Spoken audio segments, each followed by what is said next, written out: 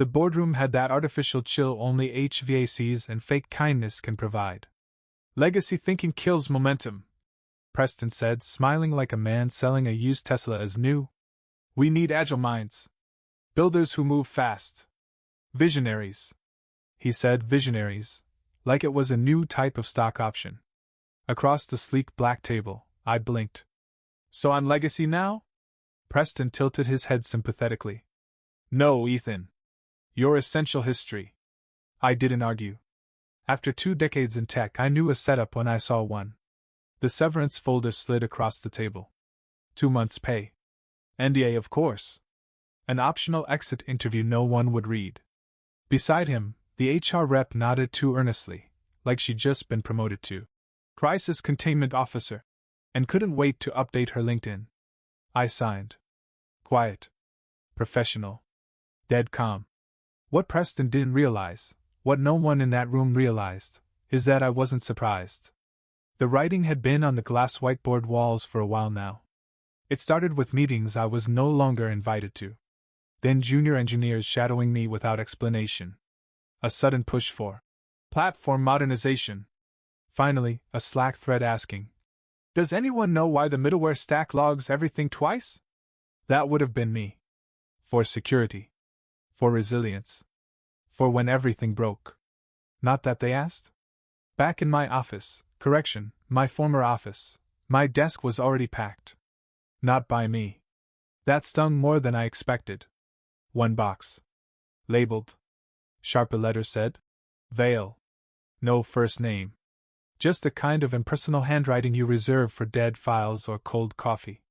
I took it under one arm and walked the halls I'd once helped wire myself, back when Nexera only had 2 floors and the Wi-Fi dropped every time someone microwaved lunch.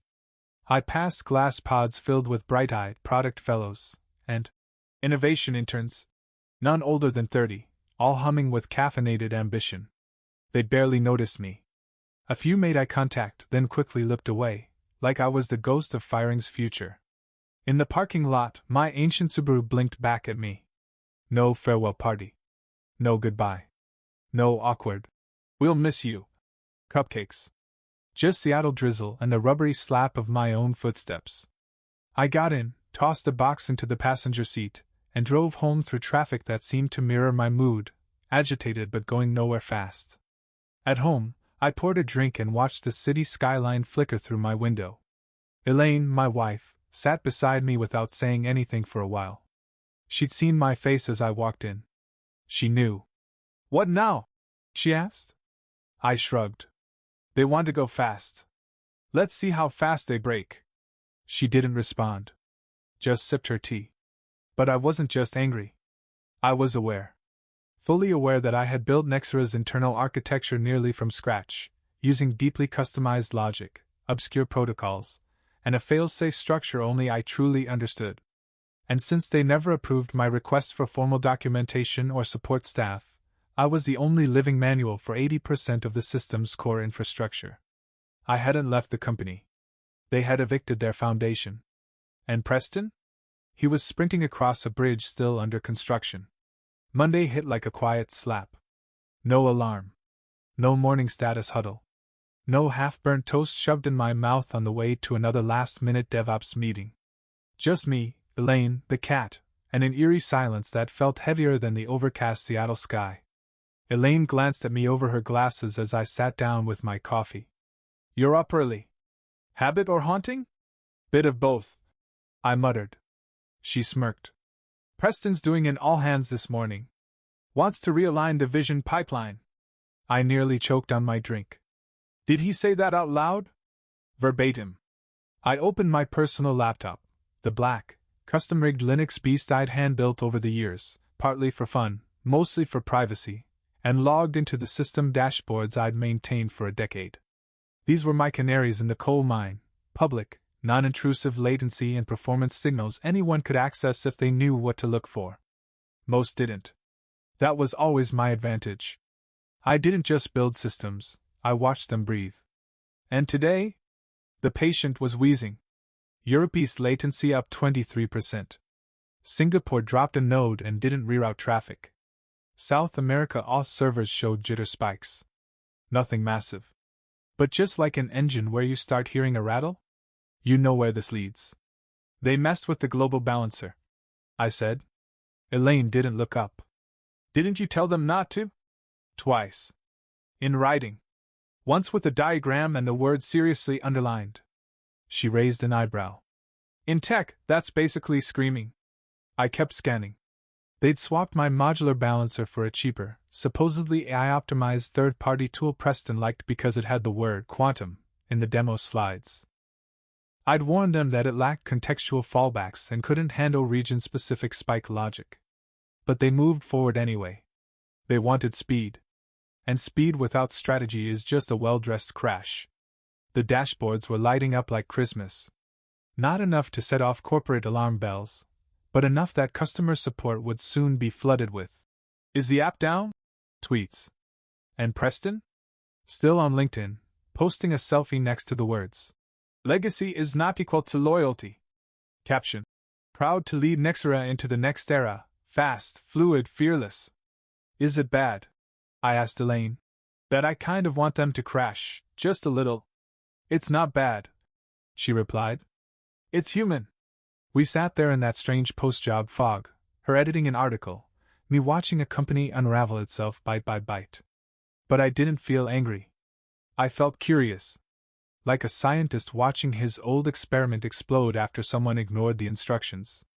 I made notes. Not to attack. Not to retaliate. But because a storm was coming, and I wanted to track every drop of arrogance that brought it here. As the hours passed, the support forums began buzzing. I can't log in. Latency is crazy today. Is Nexera having issues? Internally, they'd probably blame a junior engineer or roll out a vague PR message about increased load from exciting growth.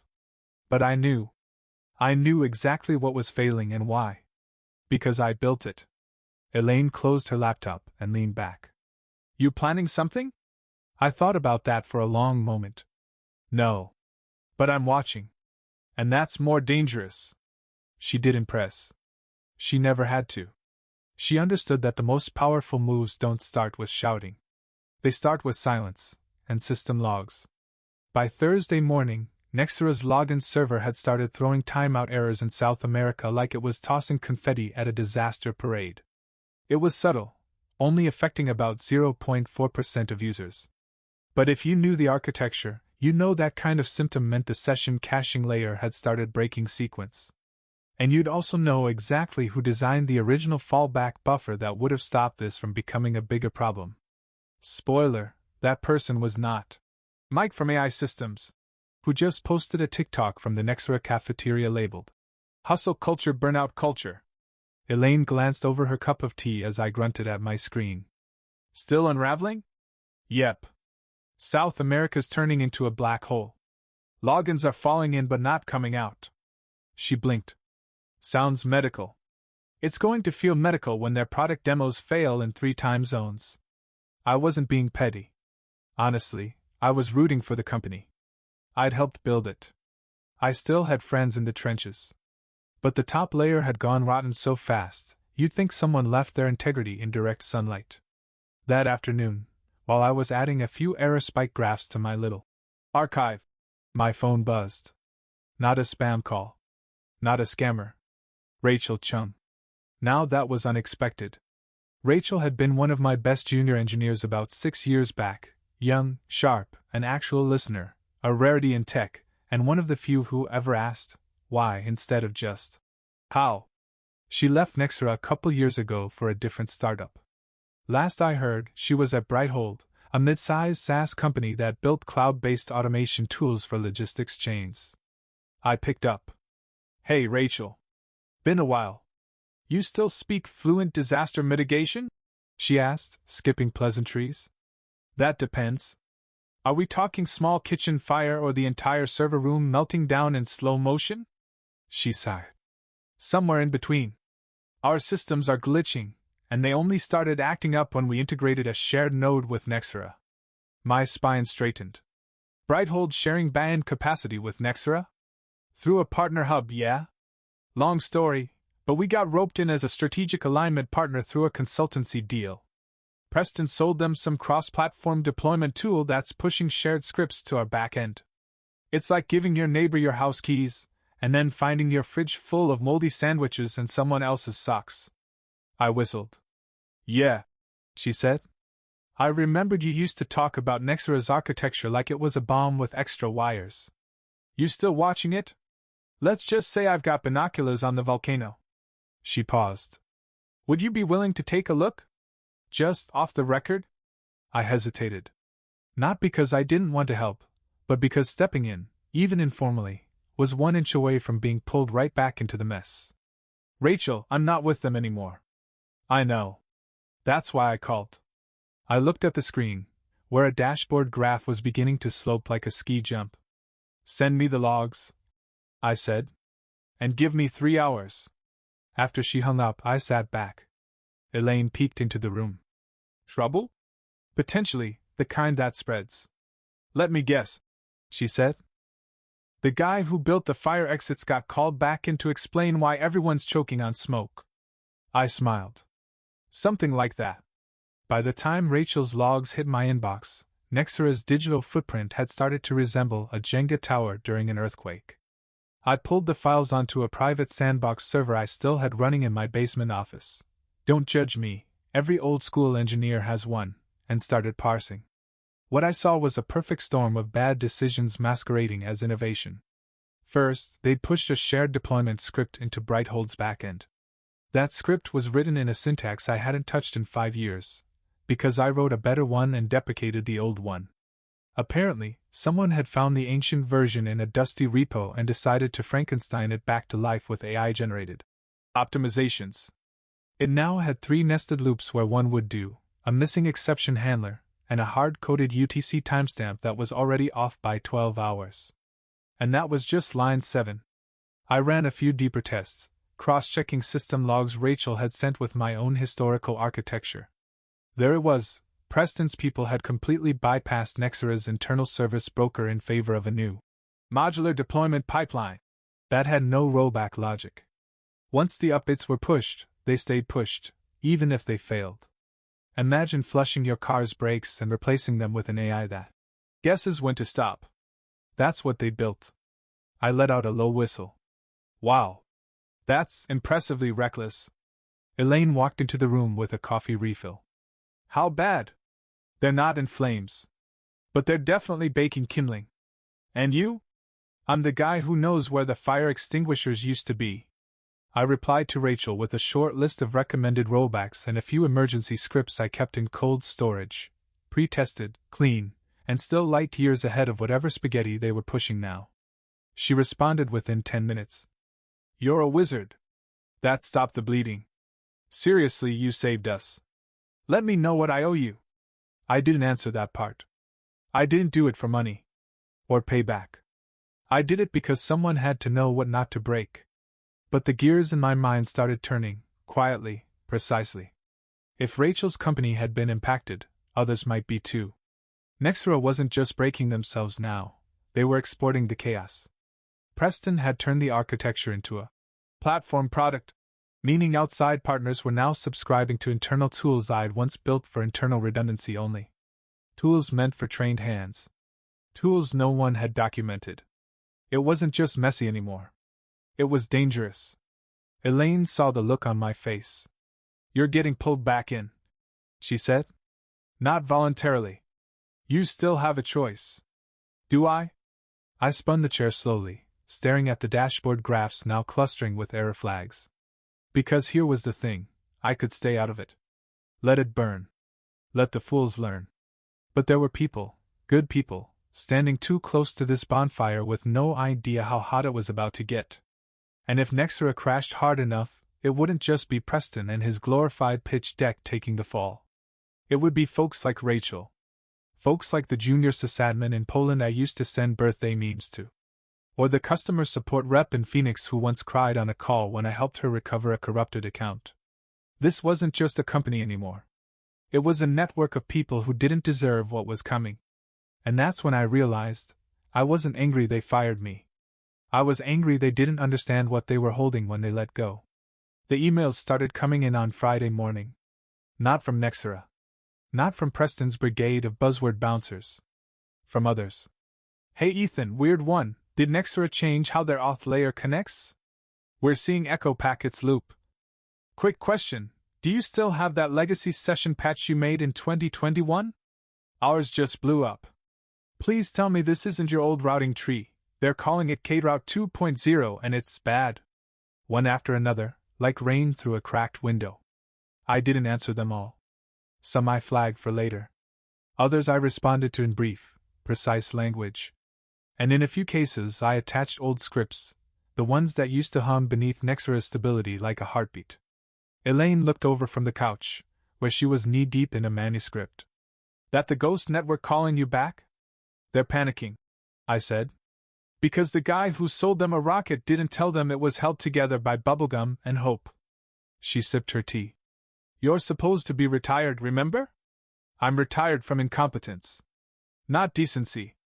That afternoon, Rachel messaged again. This time, a little differently.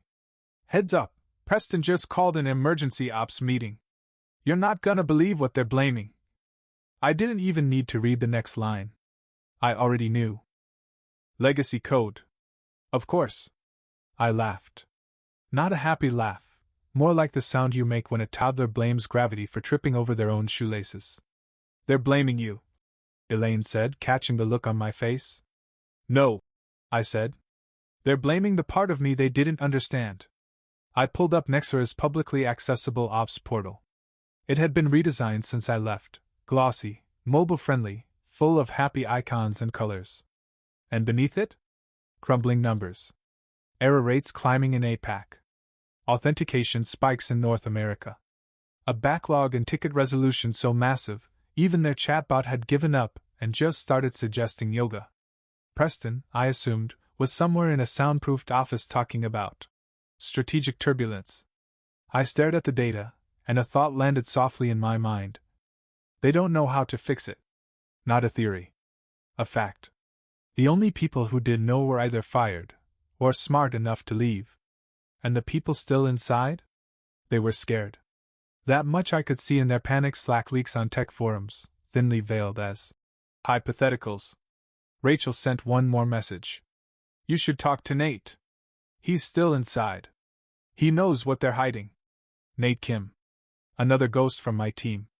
Quiet, brilliant, loyal. The kind of guy who didn't raise his voice, but when he sent you a 2-word commit comment, you paid attention. I hadn't talked to Nate in almost a year. Not since the layoffs started, and we both stopped pretending Nexera would survive its own arrogance. I opened a secure chat window and typed, You still at Nexera, or just watching it collapse from the inside? He replied 2 minutes later. Both. Can we talk? Nate sent me a signal-encoded voice chat invite late Friday night. I clicked it, and for a second, there was only static, then his voice, low and familiar. Hey Ethan. Nate. Still breathing? Barely. Nexera's bleeding out and the execs are calling it a detox. I leaned back in my chair. That's one way to describe multiple partner platforms threatening to pull integration. They're pretending it's isolated. But internally? It's chaos.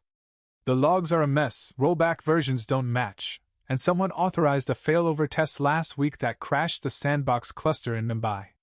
What kind of test? A full environment clone, without containment protocols. It replicated live traffic headers, bricked a load balancer, and dumped staging data into a production cache. I whistled through my teeth. So, a digital lobotomy. Nice. Nate chuckled, humorless. The kicker? Preston thinks we need to lean into the volatility to show resilience. I wanted to believe Nate was exaggerating. But I'd seen Preston's LinkedIn post that morning. A photo of him on stage, grinning under the title. Redefining Risk, Growth by Controlled Failure. Elaine, reading over my shoulder at the time, had just said, That's not a strategy. That's a TED Talk title written by a man who's never been punched by reality. Now I understood how deep the punch was going to land. Nate, I said, why are you still there? Silence. Then, I'm trying to protect the junior staff. Most of them don't even know what they're stepping into. Sounds like they're walking through a minefield with blindfolds on. He sighed. Exactly. They're good people, but leadership's gaslighting them into thinking the glitches are part of an adaptive learning curve. We had 2 resignations this week. One girl left crying after getting blamed for a deployment failure she didn't touch. That hit me harder than I expected. Because I knew what it felt like to sit in that seat.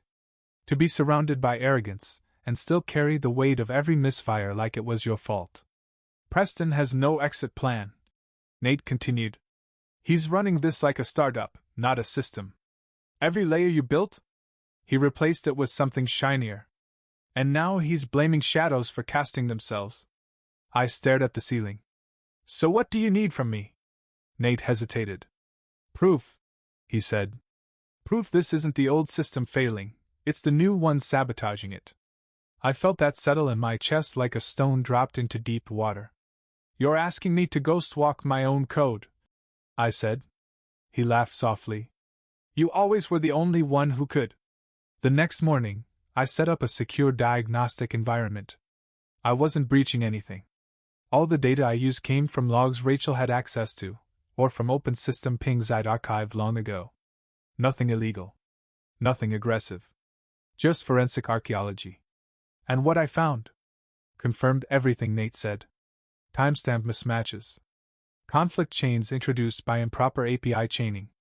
Loopback headers routed through deprecated test protocols. Not one of them came from my original design. All of them were patched on monstrosities wearing the skin of stability. And more troublingly, the errors weren't random. They were being scrubbed, hidden by an internal AI filter that was auto-labeling flagged logs as anomalous but safe. Translation: someone trained the system to lie. I sat back. This wasn't just ignorance anymore. It was active obfuscation. They didn't just fire the architect. They buried the blueprints and started building upside down. Elaine walked in, holding a grocery bag. You look like someone just told you the moon's a scam. Worse, I said. They're trying to paint over a crack by removing the wall. She set down the bag. So what now? I looked back at the logs. At the damage.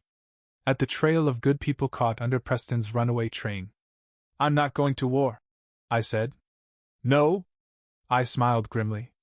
I'm going to open a window. Let everyone see what they're really standing on. Saturday morning started with the sound of silence.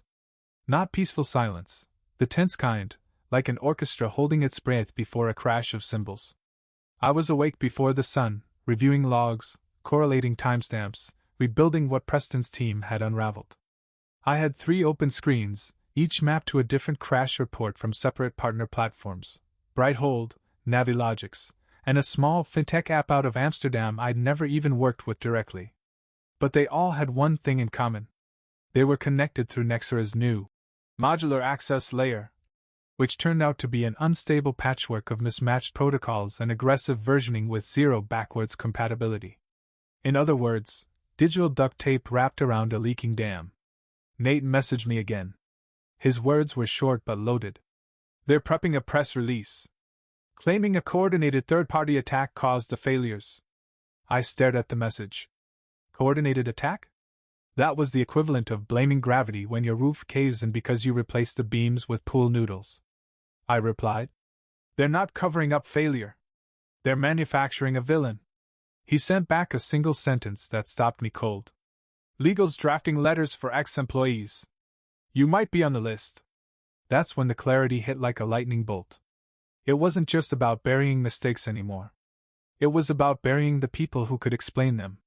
Elaine found me an hour later still at the desk, typing furiously. What are you building? She asked. A window, I said. To where? To the truth. By mid-afternoon, I'd finished Phase 1, a secure, anonymized web portal that aggregated the evidence. No names. No code leaks. Just plain data, errors, timestamps, before and after snapshots of the system's original logic versus its corrupted overlays. A clean visual comparison. No accusations. Just facts. Rachel reviewed it first. She called it quietly damning. Nate reviewed it next.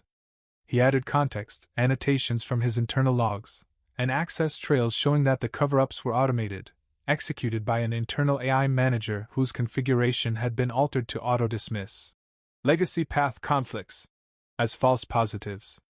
And here's the kicker. That AI config had been approved by Preston directly. We had the change logs. I didn't leak the portal. I didn't send it to the press. I sent it to 5 people. Rachel, for her company's legal counsel. Nate, for his own protection. 2 ex-Nexera engineers who now worked at regulatory watchdogs. And finally Elaine, because she deserved to see the whole picture. And then I waited. I didn't need to pull the trigger. I'd already aimed the mirror. The next morning, the first crack appeared, publicly. A post on a mid-tier tech blog titled, "Did Nexera ignore infrastructure risks? New evidence suggests suppression of failures." No one had mentioned my name. But the graphs were mine. The logs? The timelines? The truth? All carefully curated from the portal. Within hours, it had 50,000 views. By afternoon, it was trending on Twitter under hashtag NexeraFail. That night, Preston deleted 4 weeks of LinkedIn posts. The Vision Sync photos. The legacy is not equal to loyalty. Quote. The TED Talk graphics. Gone. Elaine and I sat on the back deck, coffee in hand, watching the clouds roll in over the trees. "You didn't burn it down," she said. "No," I replied. "I just turned on the lights." She sipped. "You know they'll try to spin it." "They can try.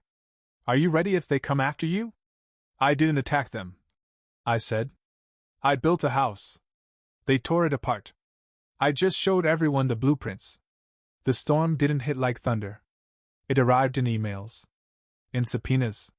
In whispering articles that became headlines faster than Nexera's PR team could draft denials. 3 days after the blog post, a shareholder memo leaked, confirming Nexera would undergo a full third-party infrastructure audit. Preston wasn't quoted.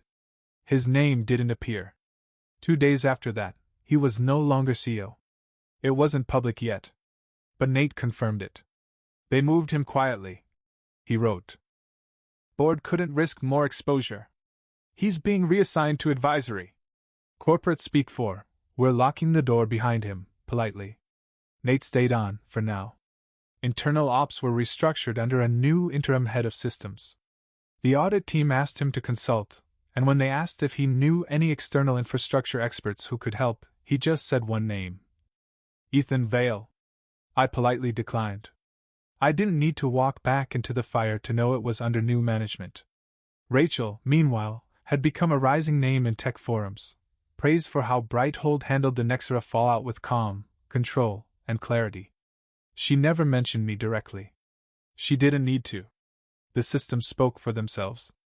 A week later, I got a letter. Not an email. Not a Slack message. A letter. Real paper, real signature. It was from a senior engineer at a mid-size healthcare tech firm. She wrote, I just wanted to say thank you. When your architecture notes started making the rounds internally, we realized we'd adopted Nexera's practices without understanding the risks. We've since rebuilt from scratch, and our uptime is better than ever. You don't know me, but you protected a lot of us. I sat with that for a while. I didn't build the portal to be thanked. But I won't lie, it hit something quiet inside me. The kind of pride that doesn't shout. The kind that just breathes easier. Elaine came out onto the porch with 2 mugs. You okay? She asked. I handed her the letter. She read it silently. Then smiled without words. We sipped coffee as birds argued in the trees. After a long pause, she said, So, was it worth it? I didn't answer right away. I thought about the interns I'd mentored. About Nate staying behind in the fire. About Rachel learning to lead from the edge. About systems designed to endure, and leaders who don't. Yeah, I said. It was. 1 month later, Nexera released a bland press statement. Realigning systems for sustainable scalability. No apology. No mention of Preston. Just some new language about legacy awareness integration and code transparency protocols. And somewhere in that hollow paragraph was the echo of something I'd built, still holding, even after they'd forgotten why it worked in the first place. That was enough. Because real legacy? It's not the code you write. It's the clarity you leave behind. It's the people you teach, the fires you prevent, the bridges you build without demanding applause. It's the system that stays standing even when your name gets erased from the credits. Elaine leaned on my shoulder as the wind moved gently through the trees. You know, she said, I hope Preston tries to reinvent himself as a keynote speaker. I laughed. He'll sell tickets. Until someone checks the logs. She smirked.